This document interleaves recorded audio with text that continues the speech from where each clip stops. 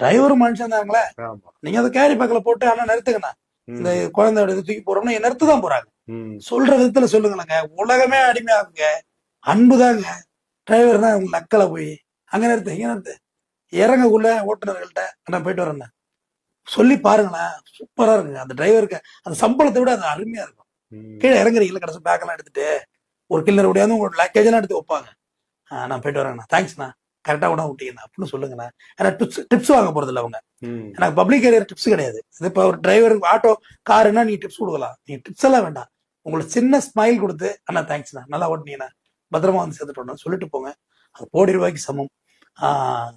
உலகத்துல ரொம்ப மதிக்கப்பட வேண்டிய ஒரு ஓட்டுநர். பிளைட் ஓட்டுற பைலட்டை மதிக்கிற, கப்பல் ஓட்டுற கேப்டனை மதிக்கிற, ட்ரெயின் ஓட்டுற லோக்கோ பைலட்டை மதிக்கிற, எல்லாருக்கும் பொண்ணு கொடுக்க மாப்பிள்ள பிளைட்ல ஓட்டுறாரு பொண்ணு கொடுப்போம்ல அப்படின்ற, கப்பல்ல ஓட்டுறாரு உன் மர்மம் 6 மாதம் தண்ணிக்குள்ளதான் இருப்பான், கடல்ல போல 6 மாதம் அவன் அந்த கப்பல் திரும்பி வர.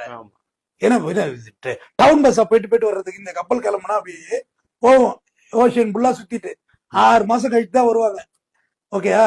ஆனா அவங்களுக்கு எல்லாம் பொண்ணு கொடுக்குற. ஆனா உங்க பக்கத்துல ஓட்டுற பஸ் டிரைவருக்கோ லாரி டிரைவருக்கோ பொண்ணு கேட்டா டிரைவர்னா உனக்கு என்ன அப்படி தெரியுது, அசிங்கமா தெரியுதா?